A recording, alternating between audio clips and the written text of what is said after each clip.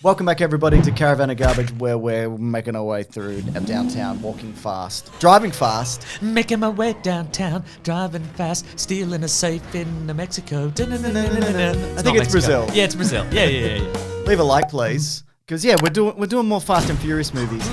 This is The good one. very clearly the good one, right? I mean, I still have some notes, obviously. Good notes? Yeah, I think they're good. Okay, well taken. Sure. Well dictated to my secretary. I love how it opens up directly where the previous one finishes, and Paul Walker just rolls that bus. Yeah. They do have that news report where they're like, that cop rolled that bus. It's a miracle that nobody died. Nobody died and we recaptured all the rapists. So it's fine. That bus full of all the people going to the maximum security facility, getting 25 to life, we got them back. So don't worry, they're not just immediately going to run out and do more crimes. Don't worry about it. Also, I know Brian is like the second best driver in the world. Sure. But there is no way you could flip a bus with a car and the car would be basically fine. You say no way, and yet he did. That is a great point. Yeah, that he made against you. That's right, yes. The car just stops and the bus just flips over it and he's like, job well done. Yeah, I did that. Crack the rear windscreen though. Yeah, I did that and I meant it. I bet even him, if you cut to like the inside of the car, he'd be like, oh shit, I didn't know. I didn't know that would happen. Hey, good plan, Brian. You plan to stop it with your car? Yeah. Yeah, that's what happened. Yeah, and it worked too. Yeah. Wasn't a 1 in a billion chance I'd survive that. Knew it'd work. Don't you try it, though. You might have too much fun. I like, again, that this is two mates for a little bit until they will reintroduce the team, because obviously we've seen a lot of these people before. But that Brian and Dom relationship, it's locked in stone at this point. Yes. You cannot be separating these fellas. That's right. They're naming their kids after each other. They be hugging, they be barbecuing. This is it, mate. This is a lock. I also think what this movie does very Kissing each other's cars. Yeah.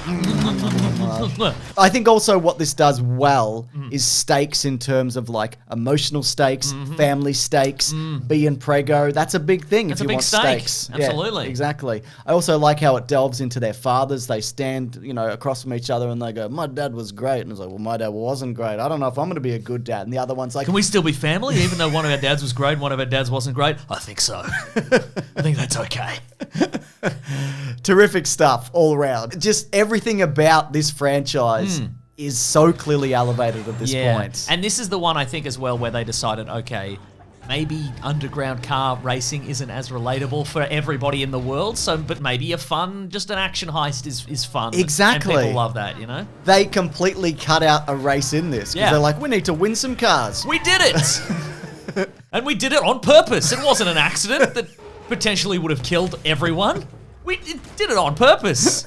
Again, God, we're good. And another thing this does so well, and I think I'd just forgotten, The Rock is perfectly used in this movie. Exceptional. Yeah. Really great. And I also think in this movie, he has a genuine, adversarial chemistry with Vin Diesel. Yes. And I'm wondering at what point that transformed from on-screen adversaries to real-life adversaries. Was it in place already, and that's why we feel it on the screen now? Yeah. Or were they, having a great time, and then it transformed over the course of a few more movies? Maybe when we watch the next couple, we will see it. Figure it out. We'll figure it out, yeah. I think it was that point maybe where he was going to kill him with the wrench, and he didn't.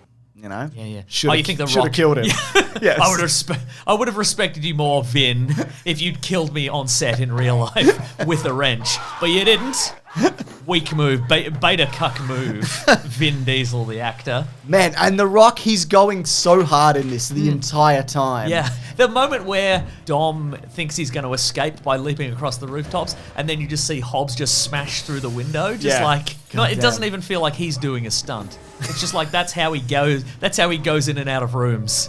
Just in his day-to-day life, he just tumbles through the nearest window. I noticed also... Oh, and Vin has that look of oh, jeez, didn't see that coming. We're exactly the same height and strength. I've never seen that before. He's so sweaty also. I don't know if you noticed, but often after an action scene, or not even, he's pouring with sweat. And I feel like he's not in later movies, right? Yeah. I don't know whether he gets his cardio up or whatever's happening there. He's still quite oily in subsequent Sure, movies, I yeah, think. yeah. But the sweat, you're right, is not as prevalent, I think. Yeah. Just the face-off energy and chemistry between those two. This is Brazil. Oh, yeah. I mean, that's exceptional. Yeah. And that fight between him and The Rock, it doesn't feel like they feel now in these franchises where they get, two big action stars going against each other and they have to get the same number of punches and whatever. Yeah. Because somebody wins definitively at the end. And we just don't get Viewers, that. the audience. That's right, because we're having a good old time. Yeah, but the heist element of this. Well, look, if I had one criticism of this movie, it's at the initial heist, the initial thing that gets them all into a spot of bother, that classic Fast and Furious family spot of bother, is that Brian and Mia and Dom agree to work with this unknown element, and they're going to steal some cars off a train. Simple job. Sell the cars, get out of there. And then Dom hears one of the guys, one of the new guys in Spanish say, "We actually want that car the most." And he's like, "Well, we better steal that car then." Why? Like, we as the audience know it's because the cars are going to the big bad guy. Sure, but they don't know. They're there to make some money. Yeah. But Dom has to be like, "No, actually, let's steal this car and get a bunch of DEA agents killed." And then have the blame laid on us, and then the cops are after us, and also the bad guys are after us. Yeah. Just give them the cars. Just let them have the cars. Why do you want the car so much? He's a troublemaker. He's a bad boy, That's Mason. true, he is. Can't really argue with that element. Is it because that was the coolest car? I think kind of maybe. Yeah, it probably was, yeah. Well, you can't have the coolest car. Yeah. You clearly want it because you want to go to one of those street races and stand around and all the girls are going to dance with their bums out. With their bum dances. And I want that. I want more of that, actually. Yeah, absolutely. So I'm going to take it. Just let them have it. Look, we know as the audience that probably what would happen is if they presented him with the bad guy with the cars, he would have killed them all or whatever. Yeah. But they don't know that. They don't know that. Yeah. Anyway, other than that. Yeah, other than that, whatever.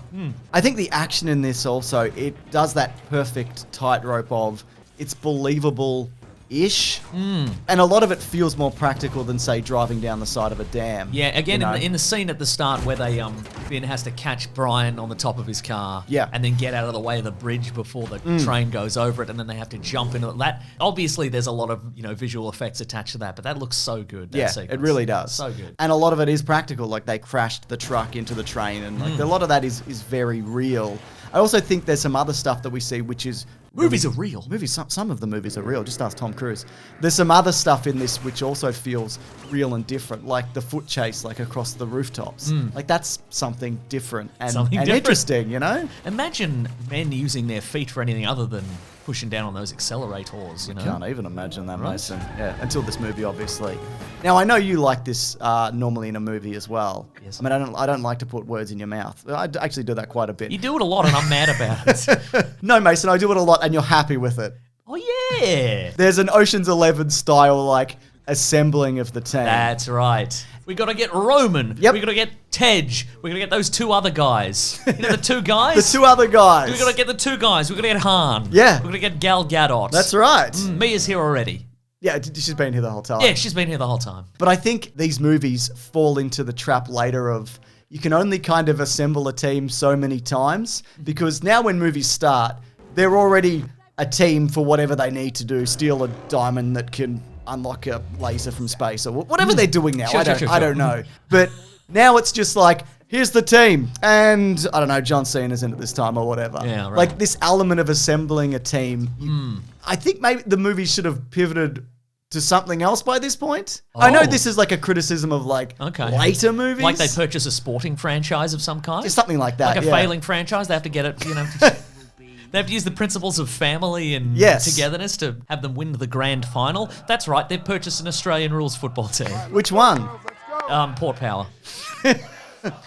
Yeah, I mean, why not? Gold Coast Suns, somebody that needs the help, I don't know. You know what I think also is interesting about bringing back, say, former cast members? Oh, yes. Like Tyrese. Speaking of tracking, like, people's journey through this. Oh, you could put a tracking device on You could. Tyrese Gibson. That's right. I want to track his ludicrousness and not his relationship with Ludacris. I mean, when does this... You want to track Tyrese's ludicrousness. Yeah, like how silly he gets because it becomes a point in these movies where he does the joke dumb stuff. Yeah. But it's not here yet. No. But they sow the seeds of it. When does it happen for I think real? the moment is at the end of the movie, if we can skip forward briefly, where he thinks he's bought the most expensive exclusive car in the world, and then Tej just has another one. Oh, and I think yeah. something cracks in his brain. It's just like, well, I can't be the car guy, I better be the goofy guy. Ugh. What's my identity? Ah!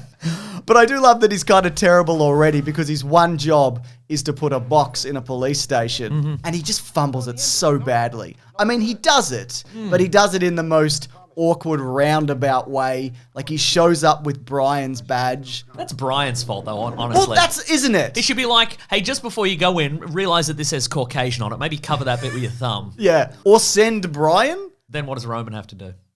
It's a great point. No. That's a really great point, yeah.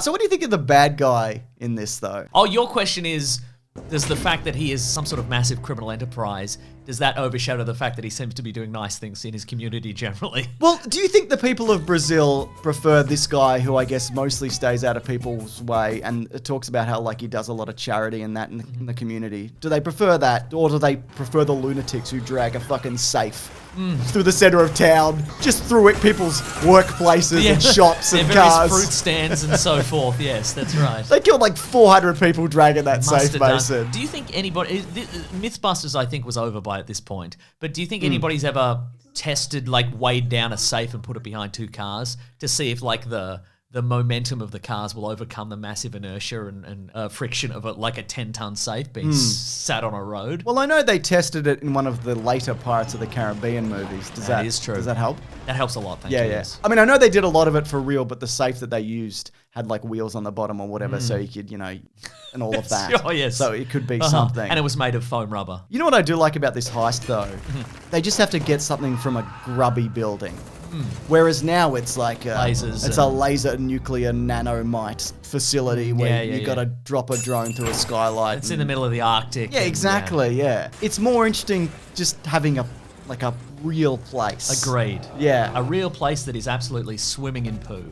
If I could just. Are you talking about where that guy gets toilet water blasted up his ass? Yes, I do. And if I may, I'd just like to just a brief segue into guys in this movie who might potentially be out for revenge in a sequel, or might be on the team next time. Ooh. And there's two, I think. If you can think of any other examples, that would be great. I choose Jason Momoa, who retroactively is in this movie. That's but good. do That's, you have that's some other good. examples? But otherwise, that it would be the cop on the police station toilet that exploded. Yep. He'll be back, right? Yep. Either he'll be like, "You ruined my life," or he'll be like, "I respect that all that toilet water went up my bum, and I'm on the team." What do you need? I've got some toilet water up there if you need to distract any guards. I'll have them slip over or anything. And also the train employee whose access card Brian and Mia steal, who definitely got fired. Yeah. I mean, I think there was a lot of chaos in the end, and they were just like, we don't know. We don't know how they got in or what happened. That guy doesn't have the access card. He must have killed those DEA agents. Get him. I do like how the heist just ends up being a smash and grab, though. Just run in, grab the thing, run out. Do you think that was always in the script, or do you think that the script writers were like, okay, and then they build this course and they have to run these cars through it, and somebody went, there's no way that would actually work. Yeah. They just had to go, yeah. Yeah, we'll just run it and grab it, I reckon. It does that thing that the Italian Job remake did. You know, they have to practice running a course and whatever. Talked about that movie if anybody's interested. But that safe drag, just to get back to that, my God, like what a good idea and what a beautifully executed sequence. Just incredible. Great. Just the carnage, the destruction, the timing of it. You do kind of feel the weight of the safe, you know. It doesn't feel like a CGI 3D object. Yeah, which obviously it is for a lot of it, but it's great. It's because they had the time, presumably, to put it together and make it look real. Exactly. Or they at least acknowledge the intelligence of the audience and went, if it looks fake, people will know it feels fake. You know what I mean? Absolutely. They'll spot it. I even love the old switcheroo that they do in the middle. Well, of course, I love the thing that they do in the movie, which means that they win at the thing. Yeah. That's great. But also, I'd completely forgotten that The Rock just straight up, just point blank executes the bad guy. Right. Which really, like, Jason Momoa should be going after him, if anything. But then he'd have to go into the Hobbs and Shaw parallel universe. Yeah, you're right, yeah. It's probably beyond his capabilities. There's probably a vortex he could drop into, Mason. Yeah, probably. It would be fine. I also like how they end up leaving Because they lose a member of the team, one of the guys from the first movie. And I like how they end up leaving his family just an enormous fridge-sized pile of cash. Right. What an awkward thing to hide and use. Mate, and people can probably just see it through the window, and you're going to take that to the bank. How'd they get it in there, like, without yeah. people knowing? Presumably with a car, I don't know. But yeah, maybe not the best way to leave somebody a large sum of money, is all I'm saying. Do you know what Brian, though, should do with his share? What's that? His $10 million. Go on. Get a new t-shirt. Oh, yeah, you reckon? Absolute He has a couple of grub. t-shirts. Just a grub, Mason. I think they fit him very well also. No, I'm not saying no problems with the fit. Okay. I'm saying... Dirty. They're dirty fits. Clean your shirt, man. Because it's... There's a point in this movie where he puts on a t-shirt and he doesn't take it off. And it's very noticeable. Also, I think, don't at the end of the movie they just go back to their safe house with the safe? Yeah. I mean, you'd think it'd be the perfect place for it, given that it is a safe house. Yeah. But Hobbs was there. He knows. He doesn't care. Okay, great. When he was like, I'll give you a head start, he means that I'm just not interested in this anymore. Oh, sure. I think that's what he means. He had I'm going back to my main love, paperwork, which I love. That's right, yeah. Speaking of love, Mason, the Han and Giselle chemistry is very good. Agreed. And it's way better than the chemistry. I mean, it's not more important than road safety. I think Giselle should probably be in her seat with a seatbelt on, as opposed to in his lap at the end. You know what? I'm going to veto that. I'm going to say it is more important than road safety. Wow. And it's very clear that these two have way more chemistry than she does with Dominic Toretto. Like that's an odd thing that I forgot happened. It doesn't feel So real. if we're doing chemistry power rankings, how are we doing this? So we've got Giselle and Han. Yeah. Then where do we put Brian and Mia? Where do they go? I would say you'd go Brian and Dom. Yes. Then you'd go Brian and Mia. And then what about Dom and Hobbs? I think then you'd put those two blokes. Yep. You know, those two odd blokes, and we're just always doing a fun thing. Oh, yeah, those guys. Love those guys. Yeah. And then Dom and The Rock. That's adversarial. So does that go higher? Still pretty steady. It's certainly compelling. Yeah, I think that goes in the top, actually. Yeah, okay. All right, we'll put that at the top. And then Dom in his car. Yes. At the very, very top. Very top. Oh, and then that guy who's... all the water went up his bum. That's way up the top. And, that's very intimate. And the water? Yep, him in the water. And the dirty toilet water. That's right, way up the top. Very intimate. Yeah. I also love how this becomes a recurring thing. They keep pushing back Han's death. Yeah. Where he's like, maybe I'll go to Tokyo. Maybe I'll let you know. Yeah. Not yet, though. I reckon I got another movie in me. Oh, when Letty's alive. She's like, hello, I'm alive. Or whatever. Or there's a photo of me in this movie. Should we do some green trivia, though? Yes, let's do that. Should we include the guy who shouts Rodney? Yes. Good. Rodney! Rodney! Rodney! Rodney! Rodney! Rodney! Rodney! The role of Hobbs was originally envisioned for Tommy Lee Jones. According to Vin Diesel, Dwayne Johnson was brought into Fast Five because of a fan suggestion from a girl named Jan Kelly, who said she would love to see the two work together on screen. They were clearly just... Hey, my name's Jan Kelly. It's The Rock. Hey, my name's Jan Kelly. I think The Rock should be part of this multi-billion-dollar franchise. I'm Jan Kelly or something. Look, I already hijacked the Journey to the Center of the Earth franchise. I'm looking to hijack another franchise. I mean, Jan Kelly thinks that The Rock should hijack another franchise. Okay, but Tommy Lee... You got a G.I. Joe movie for me? I'll do the sequel. That's right. That's interesting because Tommy Lee Jones, of course, was the U.S. Marshal in The Fugitive and U.S. Marshal. Exactly. Would you put him in the same universe? That's exactly what it seems like they would have been going for. But can you imagine Tommy Lee Jones chasing Vin Diesel across a rooftop? Nope, absolutely not. Speaking of Vin Diesel, he certainly earned his money on this particular movie, Mason, because he made $15 million from it. Ooh! And during an on-set interview for Fast and Furious 6, which we'll of course be talking about next week, Michelle Rodriguez revealed that she didn't know about the twist ending to Fast 5, that being that Letty was alive until she saw it for herself in theaters. Uh-oh. Love that twist, Mason. Wouldn't that be surprising if you're watching a movie, then at the end it's like, you're in the next movie? You're technically in this one too. That could happen to anybody. That's true. That's why I go to the movies. That's Just the in case. only reason. Yeah, I don't mate. care about anything else. Just, I want to know, am I in the next one? Put me in a Journey to the Center of the Earth franchise, oh my Mason. God, yes. Let me hijack the Jumanji sequels, just like The Rock did. Let me, Mason. Yeah. Anyways, huge success, this one. The biggest easily by far, with a budget of $125 million, which now seems quaint. Doesn't it though? Compared to what we're getting. The box office return worldwide was $626 million. Oh, goodness. Not quite $1 billion franchise yet. Uh-oh. But that will be rectified soon. Just like that guy was rectified on that toilet, That's Mason. right. Yeah. Do you reckon he was lifted into the air? Yes.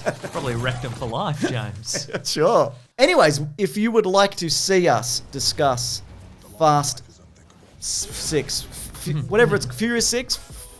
6. Yeah.